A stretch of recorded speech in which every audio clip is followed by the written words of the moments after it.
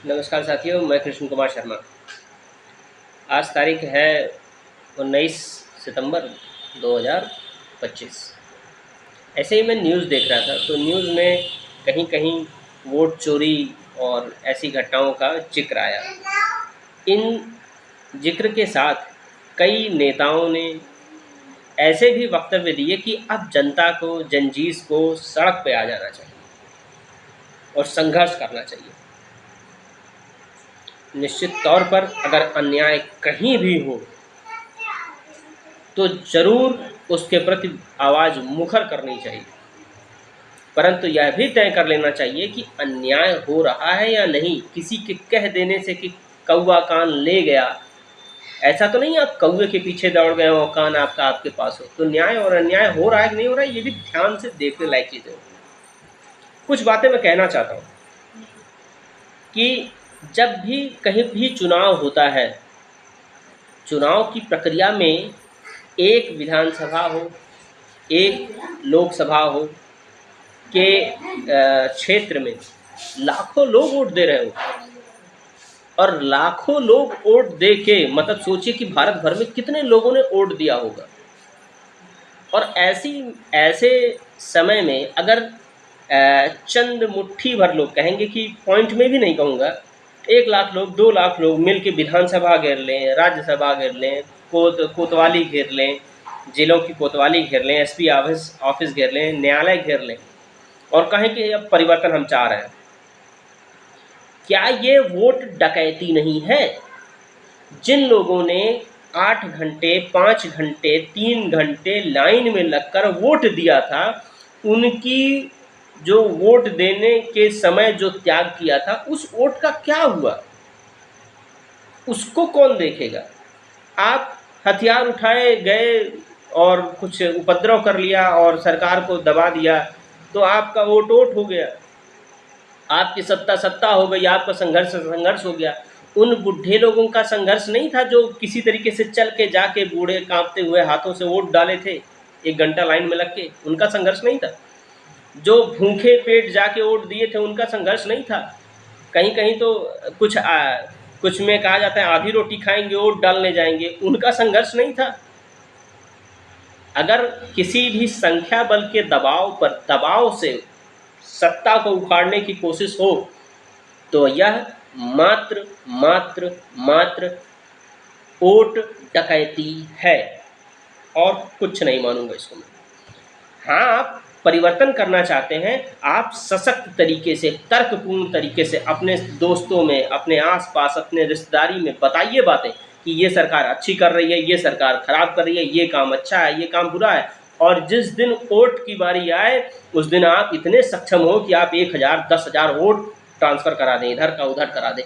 ये क्षमता विकसित कीजिए, ये नहीं कि आप जाके तोड़ फाड़ कीजिए।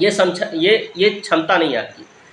आप जब जाते हैं, कोई मान लीजिए जंजीज लोग अब जंजीज कर रहे हैं, क्योंकि होता क्या है, उत्साह नया होता है, कुछ कर गुजरने की, समय में बदलाव करने की, जनता में बदलाव करने की, देश के विकास करने की ऊर्जा रहती है और उत्साह रहता है।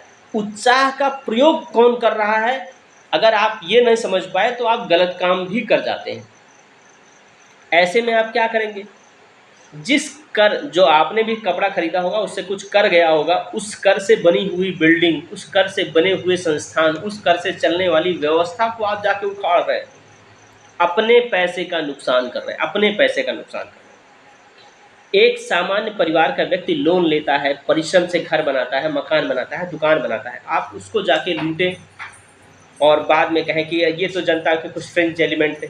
जब भी विद्रोह होगा, ऐसी घटनाएं होंगी, तो हम ऐसे विद्रोह क्यों करें? हम तर्कपूर्ण लोग हैं, हम विवेक से, धैर्य से चुनाव के टाइम में अपना वोट देंगे ना, क्यों हम ऐसे उपद्रव करें? एक चीज़ और नुकसान होती है, अगर किसी ऐसे उपद्रव को आप करते हैं तो तय है कि फिर कहीं ना कहीं की मूर्तियाँ टूटेंगी, कहीं न कहीं के मज़ार टूटेंगे, कहीं न कहीं की सभ्यताएँ छूटेंगी, कहीं न कहीं के पुस्तकालय जलाएंगे। फिर से कोई नालंदा जैसी संस्थान, छोटा ही हो, बहुत ही छोटी संस्थान हो, मगर फूँके जाएंगे। आपकी संस्कृति और आपकी सभ्यता का नाश होगा, आपके हाथों से नाश होगा, और कराने वाला कहीं दूर से बैठ के कराएगा। मतलब उसने बस टूल किट बना दिया था, संस्थाओं को बांट दिया था, और व्हाट्सएप पे रील फॉलो करके, मतलब भेज के ये सारा काम करा दिया दूर बैठे बैठे। ऐसा ना करें, अपना देश है, अपना देश है ये। एक चीज़ और होती है कि जब हम ऐसा कोई विद्रोह करते हैं तो हम पुलिस का विद्रोह करते हैं, न्यायपालिका का विद्रोह करते हैं, ईडी, सीबीआई और संस्थाओं का विरोध करते हैं, क्योंकि हमें उन पर भरोसा नहीं रहता। ना भरोसा करने वालों का भरोसा किस चीज़ पे है? अपने स्वार्थ पे। आपको क्या सिखाया जाता है कि नहीं, ये भरोसे लायक नहीं। आप कोर्ट में जाओ, आप कोर्ट में जाओ, आप अपने बारी का इंतज़ार करो, आप वोट से बदलो, जंग से नहीं। जंग कभी फ़ायदेमंद चीज़ नहीं है। ऐसे मतलब आंतरिक कलह वाली जंग फ़ायदेमंद चीज़ नहीं है। जंग तो कोई भी फ़ायदेमंद नहीं होती है, मगर कुछ पुरुषार्थ के कारण लड़नी पड़ जाती है जब वो राष्ट्र के स्तर की हो तो। किसका नुकसान होता है? आपका नुकसान होता है। आप जो भी फूंकते हैं, आपने किसी की कार फूंकी, मगर 1 किलोमीटर दूर बैठा व्यक्ति किसी और की कार फूंक रहा हुआ होगा। हो सकता है वो आपके परिवार की कार हो, आपके व्यक्ति की जान जा रही हो, आपकी बहन बेटियों की इज्जत लूटी जा रही हो। आप कहीं और होंगे, 2-4 किलोमीटर पीछे कोई और घटना हो रही, उसमें हो सकता है उसमें आपके परिवार का कोई सदस्य हो। तो हमें सुकून से, धैर्य से इस बात को समझना होगा कि हमें वोट दे के अपने निर्णय लेने हैं, न कि जन विद्रोह करके। जन विद्रोह के लिए आप पुलिस के पास जाइए, आप न्यायालय के पास जाइए, उनको तहरीर दीजिए, आरटीआई डालिए, ये सब जन विद्रोह कीजिए। ये लाठी डंडा वाला काम उचित नहीं है मित्रों। और एक चीज़ और है, ये मैं इसलिए नहीं कह रहा हूँ कि बस आप सुन लीजिए, अपने बच्चों को ज़रूर बताइए। हो सकता है आपका लगता हो कि आपका बच्चा बहुत प्यारा है, सब कुछ नहीं करता हो, और 2-4 कौवे मिल के उसको समझा दिए हो और वो कल को कहीं कोतवाली के सामने खड़ा हो। ऐसा ना होने पाए, इसलिए अपने बच्चों को ज़रूर बात कीजिए ये सब।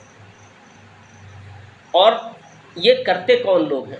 ये कर रहे हैं वो लोग जो खुद में अपने अंदर कुछ बदलाव कर नहीं कर पाते, न सही से सो पाते हैं, न उठ पाते हैं, न व्यायाम कर पाते हैं, न अच्छी आदतें विकसित कर रखे हैं। गुटखा, तंबाकू, सिगरेट वाले गुटखा खा के उसी सड़क पे थूक रहे हैं जिस सड़क पे चलना है। वो कल को क्रांति के नायक हो जाएंगे, वो कल को क्रांति के नायक कहलाएंगे।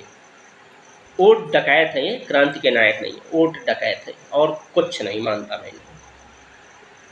मैंने कभी नहीं सुना कि महिलाओं के प्रति हो रही अभद्रता के खिलाफ कभी ऐसा जन विद्रोह आया हो। एक बार निर्भया कांड बीच में उद्वेलित हुआ था, उस समय मैं भी युवा ही था और मैंने भी कोशिश की थी, 1-2 जगह मैं भी गया था। अन्ना आंदोलन में भी मैं दिल्ली तक गया था और युवा था, फिर भी इतनी समझ थी कि मुझे कहीं फूंकना नहीं है, किसी को मारना नहीं, किसी को काटना नहीं है, अपने स्वर बस बुलंद करने। जहाँ मौका मिलेगा मैं अपने स्वर बुलंद करूँगा, अपने तर्क दूंगा, मात्र, इससे ज़्यादा कुछ नहीं। कभी मैंने ऐसा नहीं सुना कि कोई नेता खुद कह रहा हो कि भ्रष्टाचार के खिलाफ जहाँ मिले वहीं वीडियो बनाइए, वहीं न्यायालय पे जाके केस कीजिए। ऐसा जन आंदोलन मैंने नहीं सुना। जेपी आंदोलन के बारे में थोड़ा थोड़ा सुनता हूँ, मगर अभी मैंने कोई बहुत ज़्यादा तथ्य पढ़े नहीं हैं और आगे क्या कहूँ। कभी मैंने किसी बड़े स्तर के नेता या बहुत बड़ी पार्टी को ये भी कहते नहीं सुना कि कुछ भी हो जाए, ड्रग्स की एक बूंद अगर आप देख लीजिए, एक आदमी को ड्रग्स लेते देख जाइए तो तुरंत 100 नंबर पे फ़ोन कीजिए, हमारी पार्टी को बताइए, हम लोग मिल के भारत से पूरा ड्रग्स को उखाड़ फेंके। नहीं, वोट चोरी है, सत्ता मुझे चाहिए, इसलिए हम वोट डकैती के प्लानिंग करेंगे। भारत को बचाने के लिए, ड्रग्स हटाने के लिए, अवैध रूप से धर्मांतरण जो करा रहे हैं पैसे देके, हथियार देके या हथियार दिखा के, उनके खिलाफ कोई आंदोलन नहीं। आंदोलन वोट के लिए, सत्ता के लिए। आप सत्ता बदलने में सक्षम है, आप उस काम को कीजिए, आप विरोध कीजिए। जो मौजूदा सरकार है उसके 1000 विरोध कीजिए, 1000 तर्कों के साथ कीजिए। इतने तर्क दीजिए कि इस सरकार में मौजूद सांसद, विधायक, पार्षद, नेता सबको मजबूर हो जाना पड़े कि वो आपके तर्कों को सुने। ये कौन सी बात है कि हम लाठी डंडा और इसके साथ सड़क जाम करके करेंगे? सड़क जाम में आपके परिवार के लोग भी परेशान होते हैं, वो समझते हैं कि ये समस्या कहाँ से आ गई, नहीं समझ पाएंगे बेचारे। आप यहाँ की सड़क जाम करोगे, कानपुर की भी सड़क जाम होगी, बम्बई की भी सड़क जाम होगी, कहीं ना कहीं आपका परिवार भी उसी जाम में रहे। ये जरूरी नहीं होता, ये गलत बात है ये। और मैं ये बात क्यों कह रहा हूँ, क्योंकि मैं तो कोई बहुत बड़ा नेता हूँ नहीं, नेता ही नहीं हूँ। नेता क्या होता है, मतलब एक साधारण सा व्यक्ति हूँ। मगर मैं सिर्फ इसलिए कह रहा हूँ क्योंकि मैंने एक बार कहानी सुनी थी कि एक जगह का नाम कौवापुर था। क्यों?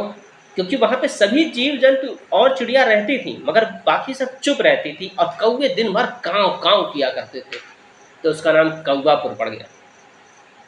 आप अगर अपने बच्चों को, अपनी, जिन्हें लोग जेनजी कह रहे हैं और मैं उन्हें आपका वंशज मानता हूँ, आपका बच्चा मानता हूँ, आपके संरक्षण में पला बढ़ा हुआ व्यक्ति मान रहा हूँ, तो अगर आप अपने संरक्षण वालों को, अपने आसपास वालों को ये बात न समझा पाए कि बेटा विद्रोह के कारण, तरीके, तर्क अलग अलग होता है, इन पे चिंतन करने के बाद हमें किसी भी संस्था का साथ देना चाहिए, किसी विद्रोह का साथ देना चाहिए, तो ऐसा ना हो कि हम कौवापुर वाले हो जाएं, ज्ञान सबके पास रह जाए और मलाई कोई और खा ले जाए।